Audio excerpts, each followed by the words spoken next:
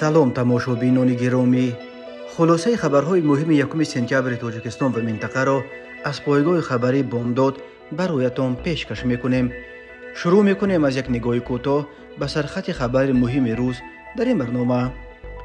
مصادره 270 کیلو هیروئین به مبلغ 12 میلیارد روبل از یک نرکبران تاجیک با نام غلامجان در ولایت مسکو.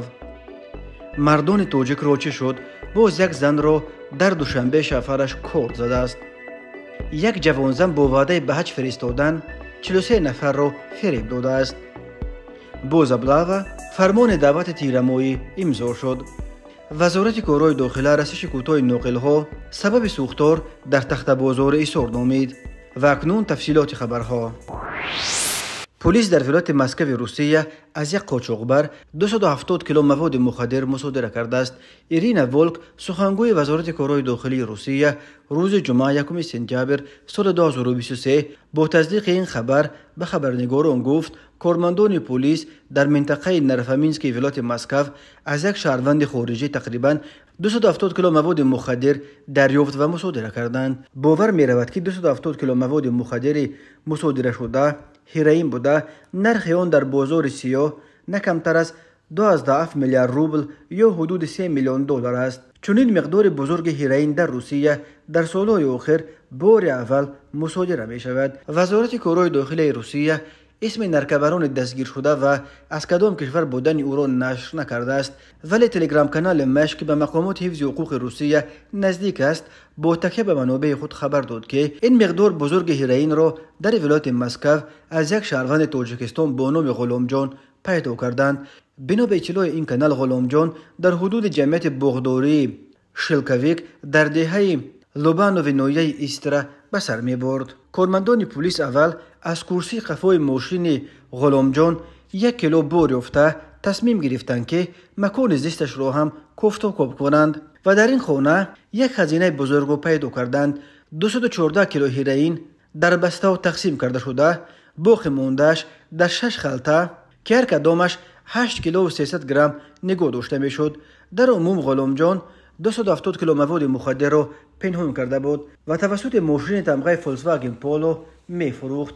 به ضد او پرونده جنایتی گشودند و اکنون غلامجان را به جای زندگی شاهانه کنج زندان منتظر است. نوشته از کانال مش. تاجیکستان که با افغانستان منبع اساسی تولید هیروئین، افیون و شیش دنیا 1370 کیلومتر مرز مشترک دارد، در سالهای اخیر به یک مسیر عمده قاچاق مواد مخدر افغانی به بازارهای سیاه شمال سیاره اساساً به روسیه و قزاقستان تبدیل یافته است. مرکز مطبوعات وزارت کارهای داخلی تاجیکستان از آشکار شدن باز یک حالت سوءقصد به جان همسر از سوی شوهرش در پایتخت شهر دوشنبه خبر داد. بنا به اطلاع این نهاد به شعبه وزارت کارهای داخلی یک نویه سینا با عریضه زن 47 ساله ساکن نویه مذکور مراجعت کرده خبر داده است که شب 31 آگوست سال 2023 تخمینا ساعت 01:10 دختر 29 ساله او را که در همین نویه زندگی میکند در خانه استقامتیش همسر 36 سالش با کورد یک چند مرتبه به عضوهای مخصوص مهم بدنش زده است.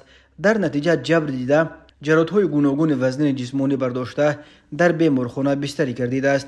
تفصیلات دیگری حادثه و سبب مناقشه خونین اویلوی گفته نشده است. وزارت کارهای داخلی تنها گفت که تفتیش این حادثه ادامه دارد. خود مرد دستگیر شده برای شرح قضیه دسترس نیست. این هلکه دومین حادثه سوءقصد به جان همسران از سوی شوهران بجال در دوشنبه در روزهای آخر است. وقتهای آخر از تاجیکستان درباره کشتار و قصد کشتار خویشاوندان نزدیک به خصوص کشته شدن همسر از دست شوهرانشان خبرهای زیاد به دست می رسند. کشتار همسران در اکثر موردها در زمینه رشک صورت می گیرد. پرزیدنت تاجیکستان امامعلی رحمان روز 31 آگوست سال 2023 فرمان درباره به احتیاط رخصت دادن خدمتیان حربی که مهلت مقرر گردیده خدمت حربی را ادا نمودند و دعوت نوبتی شهروندان سالهای تولد 1996-2005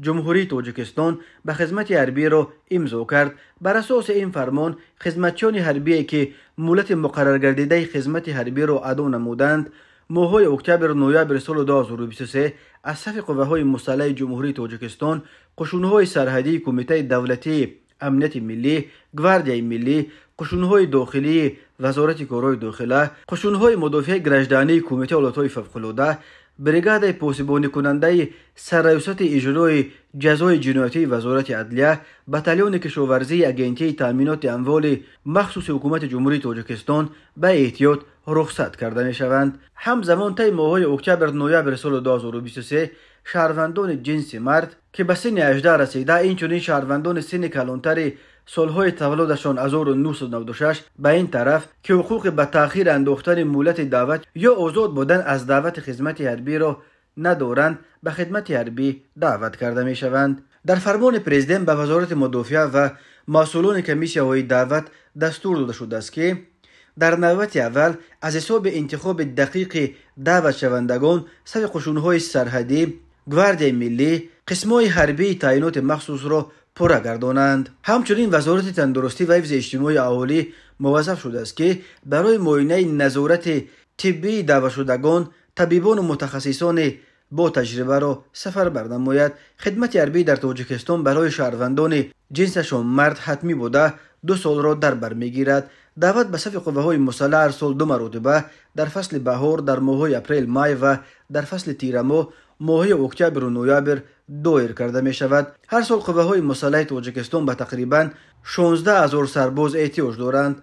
با آنکه افراد سن و سال دعوتی تقریباً 700,000 نفر را در بر میگیرد، هر موسم دعوت به ارتش در تاجیکستان همراه با شکایت‌ها از ابله و یا احاطه‌گیری جریان میگیرد. ابله و یک شیوه اصلا غیر قانونی است که کارمندان کمیسریات‌های حربی و مقامات محلی جوانان سن و سال دعوتی را در کوچه بازارها دستگیر کرده به خدمت می‌فرستند. در جامعه چنین شیوه‌های مجبوراً به صف ارتش بردن جوانان را محکوم می‌کنند و می‌گویند مقامات حربی باید شرایط را در ارتش خوبتر کنند تا که والدان با دل پر فرزندانشان را به خدمت روان کنند و جوانان نیز از خدمت حربی نگریزند.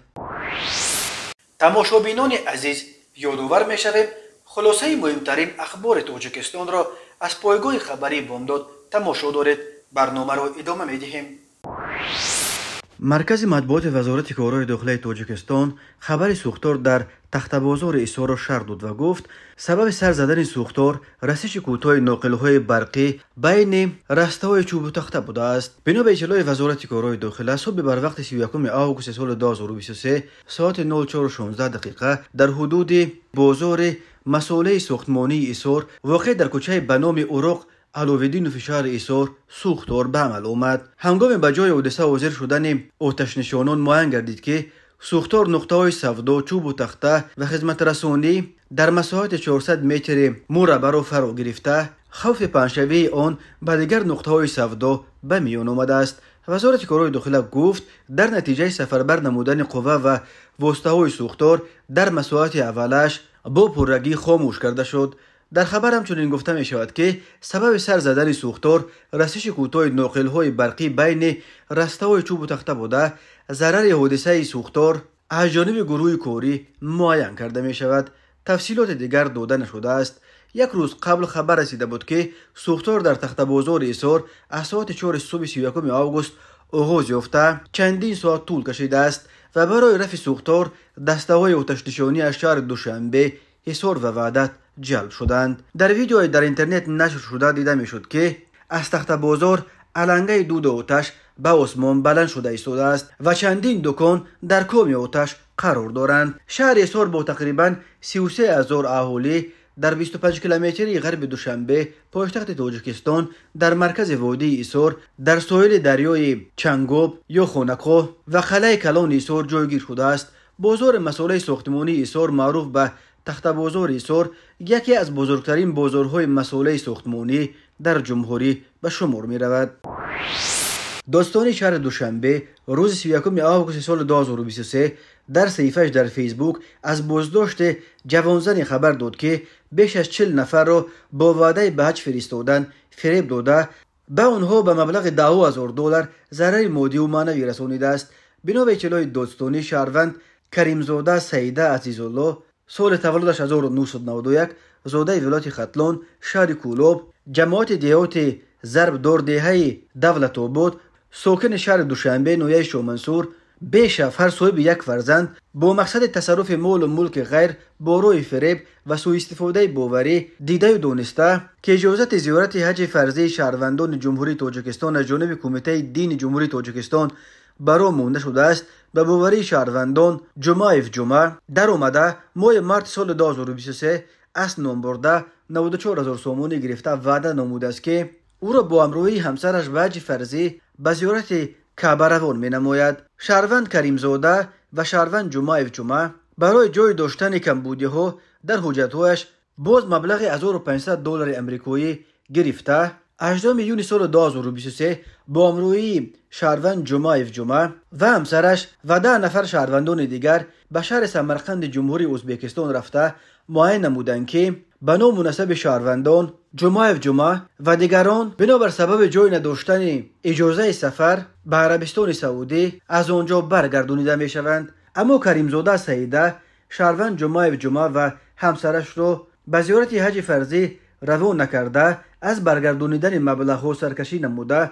با این کردارش به نام بردگان ضرر به مبلغ 94,000 سومانی و $1500 امریکایی به مقدار مخصوصا کلان رسانیده است. اینچنین کریمزاده سعیده عزیزالله با مقصد تصرف مال و ملک غیر با روی فریب به سوء استفاده باوری به باوری شهروند عبدالله پرویز و 41 نفر شهروندان دیگر جمهوری تاجیکستان در اومده برای زیارت عمره کعبه فرستانده وعده می نماید که مبلغ $27,500 امریکایی را از حساب مبلغ‌های پرداخت نموده آنها برای خدمت رسانی از قبیل میمونخانه، خورد و خوراک، خراجات نقلیات و دیگر خراجات میفرستاند. اما کریمزاده سعیده عزیزالله به هر بهانه مبلغ $27,500 امریکایی را ارسال نکرده پس از برگشتن شهروندان این مبلغ‌ها را برنگردانیده از دادن پول سرکشی کرده است و به این اعمال خود به شهروندان حبیبالله پرویز و 41 نفر شهروندان جمهوری تاجیکستان ضرر مادی گوناگون رسانیده است. دادستان دوشنبه گفت با در نظر داشت آن که در کردار سعیده کریمزاده علامت‌های ترکیب جنایتی در ماده 247 قسم 4 بند به کودکس جنایتی جمهوری تاجیکستان پیش بینی شده بر اعلا دیده می شود. نسبتش با اتهام قلابی به مبلغ مخصوصا بزرگ پرونده جنایتی آغاز کرده شده و او در حبس پیشکی قرار دارد. به او بر اساس این بند قانون همچون جزا و جریمه به مبلغ از 1460 تا 2100 نشان دهنده برای صبح و یا از 8 تا 12 سال زندان تهدید میکند. خود سعیده کریمو و وی و نزدیکانش برای شرح این قضیه دسترس نیستند. یک منبع پایگاه خبری بامداد خبر داد که شب 31 آگوست به 1 سپتامبر سال 2023 در نزد فرودگاه نویه فرخار بر اثر بم برخوردن 3 ماشین دیو نیکسیا اوپل وکترا و تایوتا دست کم یک جوان سال تولدش 1996 جان داده چند تن دیگر جراحت برداشتند. تفصیلات دیگر این حادثه هنوز به دست نرسیده است. در همین حال مرکز مطبوعات وزارت کارهای داخلی تاجیکستان خبر داد که شب 30 آگوست سال 2023 تقریبا ساعت 23:50 راننده اتومبیل تمغه مرسدس بنز برهانوف بوبور سال تولدش 1997 ساکن شهر پنجکند هنگام حرکت با روی ماشینگرد عینی پنجکند واقع در حدود دهه سجینه همین شهر از روده دوره واسطه نقلیاتش نبرآمده پیاده‌گرد محمدیف اسدالله سال تولدش 1982 ساکن شهر مذکور را پخش نموده است.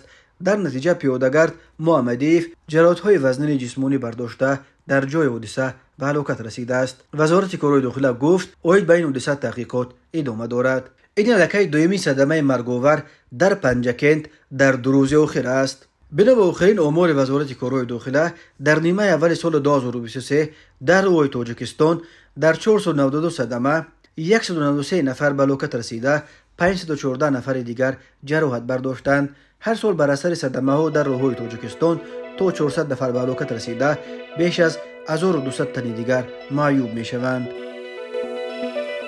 تماشابینان عزیز و گرامی، این بود مرور به خلاصه چند خبر مهم امروز تاجیکستان.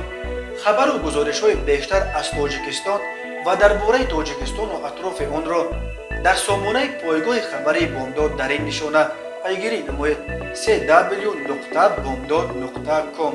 خوش باشید.